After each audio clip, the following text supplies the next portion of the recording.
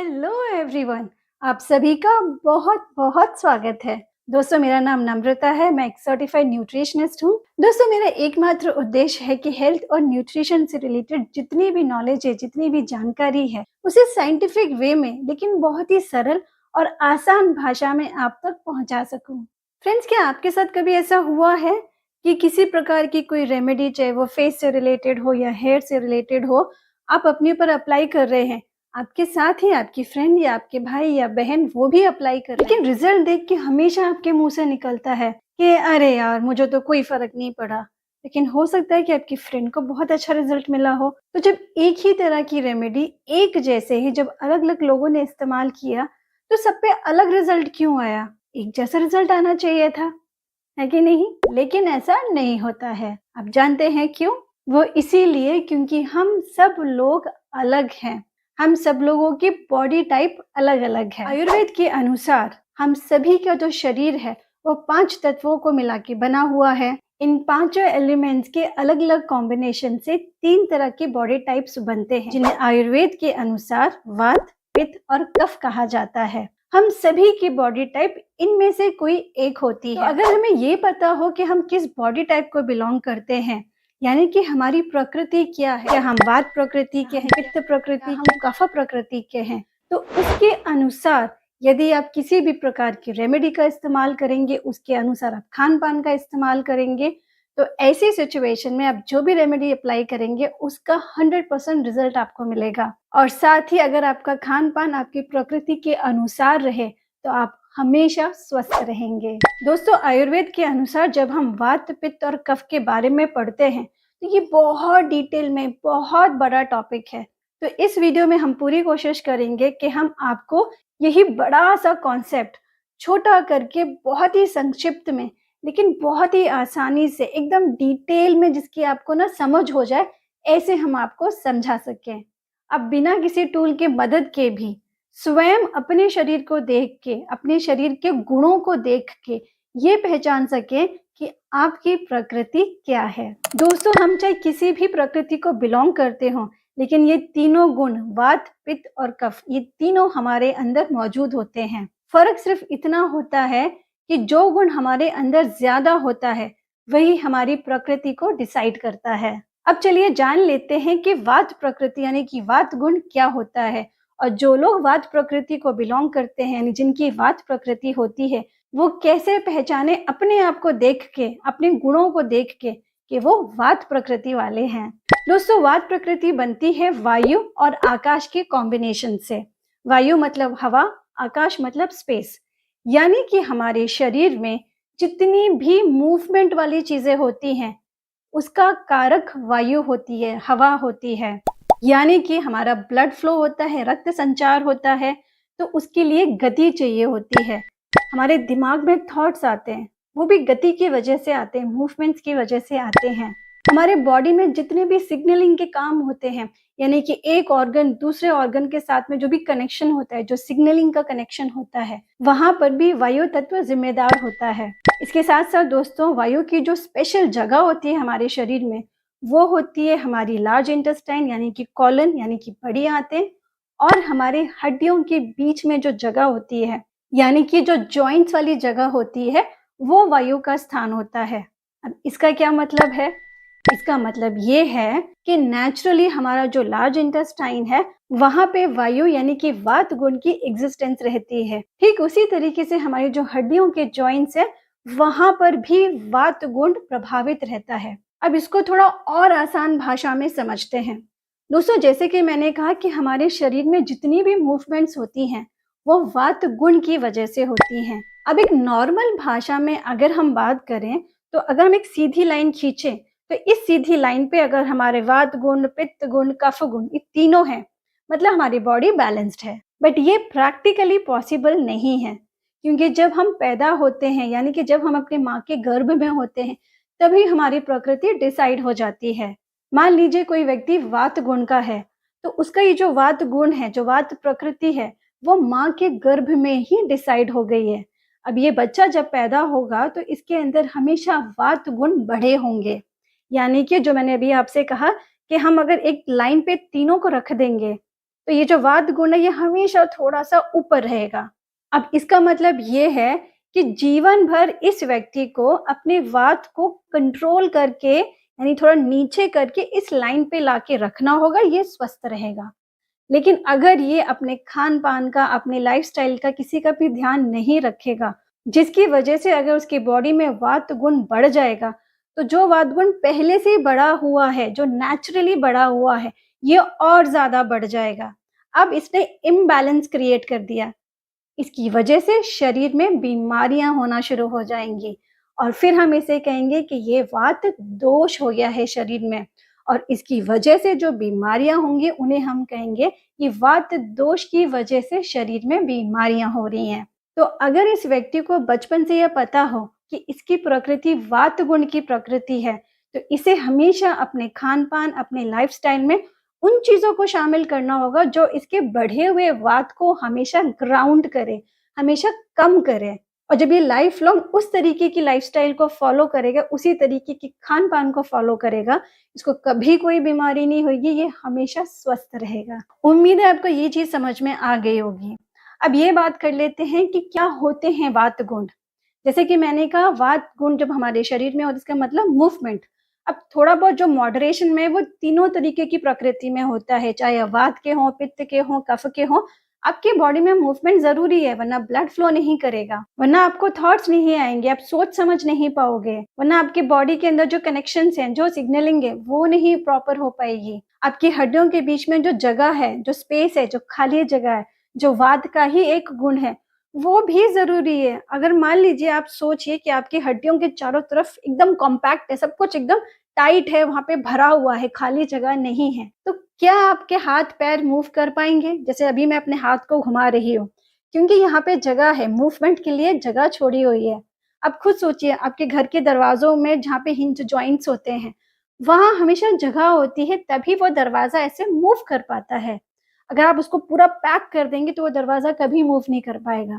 ठीक उसी तरीके से अगर भगवान ने यहाँ पे खाली जगह दी ही नहीं होती, तो हम ये हाथ कभी मूव नहीं कर पाते। इसके लिए खाली जगह की ज़रूरत है, यानी कि यहाँ स्पेस एलिमेंट की ज़रूरत है। तो जब तक ये ज़रूरत मॉडरेशन में रहती है, बैलेंस्ड रहती है, हमें कुछ नहीं होता।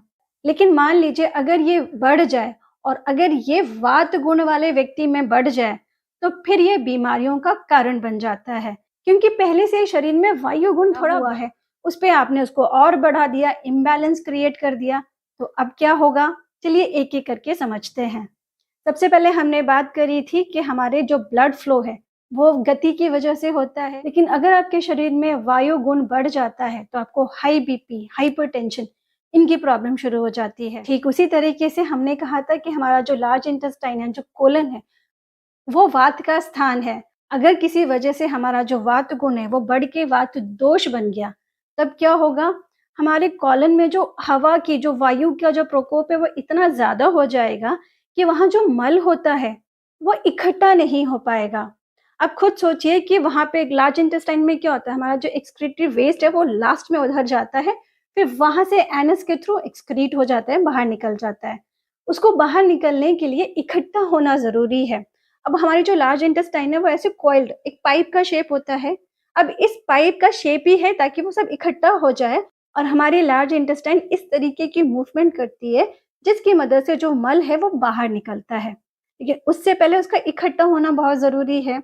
अब अगर आपका वात गुण बढ़ जाएगा तो अब आप सोचिए कहीं कुछ रखा है और आप तेज़ हवा मारोगे या उसमें बहुत ज़्यादा हवा का प्रकोप होगा, वो स्कैटर्ड होने लग जाएगा, वो बिखरने लग जाएगा, वो इकट्ठा नहीं होगा, है कि नहीं? ठीक इसी तरीके से हमारी लार्ज इंटेस्टाइन में होता है। जब वात का प्रकोप बढ़ जाता है, वात दोष बढ़ जाता है, तो हमारा मल इकट्ठा नहीं हो पाता, वो स्कैटर्ड हो जाता है और पूरे लार्ज इंटेस्टाइन के एजेस में जाके चिपक जाता है, वो इकट्ठा नहीं होता। अब लार्ज इंटेस्टाइन से कितना भी ऐसे मूवमेंट करे, मल निकल ही नहीं पाएगा क्योंकि वो इकट्ठा नहीं हो पा रहा है। अब क्या होगा? अब हमें कॉन्स्टिपेशन की प्रॉब्लम शुरू हो जाएगी क्योंकि मल बाहर नहीं जा रहा। ऐसा क्यों होगा?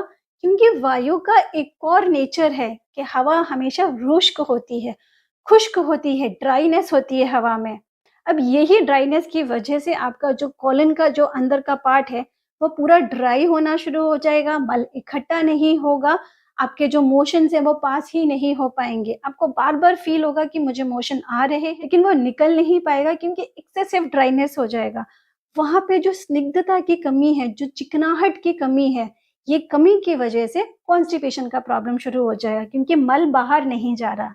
तो यूजुअली जिन लोगों के अंदर वात दोष बढ़ा हुआ होता है, उनको अक्सर या हमेशा कॉन्स्टिपेशन की बहुत ज़्यादा शिकायत रहती है, लेकिन वो निकल नहीं पाएगा। अब एक और चीज़ समझ लेते हैं, जैसे हमने हड्डियों के बारे में बात करी थी। अगर आपकी बॉडी में वात दोष बढ़ जाता है, आपके जॉइंट्स में दर्द होना शुरू हो जाता है। अब वो क्यों होता है? जैसे कि मैंने कहा कि जॉइंट्स माने कि 2 हड्डियों के बीच की खाली स्पेस। अब ये स्पेस एकदम भी खाली नहीं होती, इसके बीच में होता है एक लिक्विड यानी कि साइनोवियल फ्लूइड। इस लिक्विड की मदद से ही ये आराम से मूव कर पाती हैं। ये दोनों हड्डियाँ आपस में टकराती नहीं हैं, तो हमें दर्द नहीं होता है। यानी कि ये एक लुब्रिकेशन का काम करता है, जो फ्लूइड होता है। इसकी अपनी एक कंसिस्टेंसी होती है, एक थिकनेस होती है, जो बॉडी मेंटेन करके रखती है ताकि हमें दर्द ना हो और ये दोनों हड्डियाँ आपस में टकराएँ ना। देखिए, आप खुद सोचिए, अगर आपके शरीर में ड्राइनेस बढ़ जाएगी, रुष्कता बढ़ जाएगी, तो ये ड्राइनेस क्या करेगी? इस फ्लूइड को ही ड्राई करने लग जाएगी। यानी कि इसके अंदर जो नेचुरल चिकनाहट है, जो बॉडी देती है चिकनाहट, उस चिकनाहट को खाने लग जाएगी, उसे खत्म करने लग जाएगी। अब धीरे-धीरे जो आपका साइनोवियल फ्लूइड है, जिसकी अपनी एक थिकनेस होती है, ये पतला होने लग जाएगा, ये सिकुड़ने लग जाएगा, ये ड्राई होने लग जाएगा। रिजल्ट, आपकी दोनों हड्डियाँ कहीं न कहीं टकराना शुरू हो जाएँगी, क्योंकि जहाँ पे ये ड्राई होगा, वहाँ पे लिक्विड खत्म होने लग जाएगा। ये आपके बीच में जो लुब्रिकेशन वाला लिक्विड है, ये खत्म होने लग जाएगा, कम होने लग जाएगा। ये जहाँ कम होगा या खत्म होगा, वहीं हड्डी टकराएँगी आपस में। जब हड्डी टकराएँगी आपस में, तो आपको बहुत पेन होगा। यानी कि बढ़ा हुआ वात दोष आपके जॉइंट पेन का कारण बनता है। जैसा कि हमने वात गुण के पूरे लक्षण, पूरे गुण ऑलरेडी डिस्कस कर चुके हैं, तो अब आप लोगों को भी हल्का आइडिया हो चुका होगा कि एक्चुअली वात प्रकृति के लोगों का स्वभाव कैसा होता है। ये लोग हमेशा बहुत जल्दी में होते हैं, जल्दी-जल्दी बोलते हैं, जल्दी-जल्दी काम करते हैं, जल्दी-जल्दी चलते हैं, यानी सारे काम बहुत जल्दी-जल्दी करते हैं। इसकी वजह से क्या होता है, इनका जो कंसंट्रेशन होता है, जो फोकस होता है, उसके अंदर हमेशा कमी रहती है। तो वात प्रकृति वालों को अपने कंसंट्रेशन या फोकस पे काम करने की ज़रूरत होती है। तभी ये कोई भी पर्टिकुलर काम बहुत ही परफेक्शन से कर सकते हैं। एक और वात का गुण जो हम लोगों ने डिस्कस किया, वो होता है ड्राइनेस। यानी कि जो वात प्रकृति के लोग होते हैं, उनकी बॉडी में नेचुरली ड्राइनेस बहुत ज़्यादा होती है। इनकी स्किन हमेशा रूखी-सूखी होगी अगर ये प्रॉपर्ली मैनेज नहीं करेंगे। इनके बाल बहुत रूखे-सूखे होंगे अगर ये प्रॉपर्ली मैनेज नहीं करेंगे। अब ये कैसे मैनेज किया जाए? तो बॉडी में जो रुष्कता है, जो ड्राइनेस है, उसे 2 तरीके से मैनेज किया जाता है। एक ऊपर से, एक अंदर से। ऊपर से यानी अपने बालों में कम से कम हफ्ते में 1 से 2 बार ऑयल की मसाज ज़रूर करिए, क्योंकि आपके शरीर को उसकी ज़रूरत है। ठीक इसी तरीके से अपने स्किन को दिन में 2 बार बहुत अच्छे से मॉइस्चराइज़ कीजिए। कोशिश कीजिए एक अच्छा-सा थिक मॉइस्चराइज़र लें और 2 बार ज़रूर अप्लाई करें। 10 या 15 दिन में कम से कम 1 बार उद्वर्तन ज़रूर करें, यानी कि बॉडी की मसाज ज़रूर करें। आप कोई भी अच्छा-सा ऑयल ले लीजिए, प्रेफरेबली कहा जाता है कि सेसमे ऑयल यानी कि तिल का तेल बहुत अच्छा होता है, या फिर आप जिस भी तेल के साथ कंफर्टेबल हैं, उस तेल को लेके हल्का-सा गुनगुना करके अपने शरीर की, पूरे शरीर की अच्छे से मसाज ज़रूर करें। ऐसा करने से जो आपकी बॉडी के अंदर जो ड्राइनेस है, वो कम हो जाएगी, कंट्रोल में आ जाएगी। अंदर से ड्राइनेस को कैसे दूर करें? अंदर से ड्राइनेस को दूर करने के लिए आपको अपने खान-पान में गाय का देसी घी, दूध, दही, ड्राई फ्रूट्स यानी कि वो सारे सोर्स जो गुड फैट की कैटेगरी में आते हैं, उनका सेवन करना बहुत ज़रूरी है। ये आपकी बॉडी में ड्राइनेस है, रुष्कता है, तो उसको कंपनसेट कौन करेगा? कोई भी एक ऑयली चीज़ होगी, तो हम गुड फैट्स का सेवन करेंगे। तो अपनी डाइट में आप गुड फैट का जो सेवन है, उसे बढ़ा देंगे। तो धीरे-धीरे आपकी जो बॉडी के अंदर जो ड्राइनेस है, वो ग्राउंड होने लग जाएगी, वो कम होने लग जाएगी। यहाँ पे एक छोटा-सा डिस्क्लेमर ज़रूर मैं देना चाहूँगी कि वैसे तो यूजुअली वात प्रकृति वालों को कोलेस्ट्रॉल की और हार्ट के इश्यूज़ इतनी जल्दी नहीं आने चाहिए, लेकिन क्योंकि आजकल हम बहुत ही हैफाज़ाइट लाइफ़स्टाइल को फ़ॉलो कर रहे हैं, तो किसी को कुछ भी हो सकता है। तो अगर आपको कोलेस्ट्रॉल के इश्यूज़ हैं, तो ऐसे सिचुएशन में आपसे मैं कहना चाहूँगी कि घी की जो मात्रा है, उसे थोड़ा कम कर दीजिए, और जो आपके वेजिटेबल ऑयल्स हैं, जैसे कि मस्टर्ड ऑयल है, मूँगफली का तेल है, जिनमें कोलेस्ट्रॉल नहीं होता है, लेकिन उनके अंदर स्निग्धता होती है, उनका कंज़प्शन करिए। एक और चीज़ दोस्तों, जैसे कि मैंने पहले ही कहा था कि वात प्रकृति वालों में नींद की प्रॉब्लम के इश्यूज़ बहुत ज़्यादा होते हैं।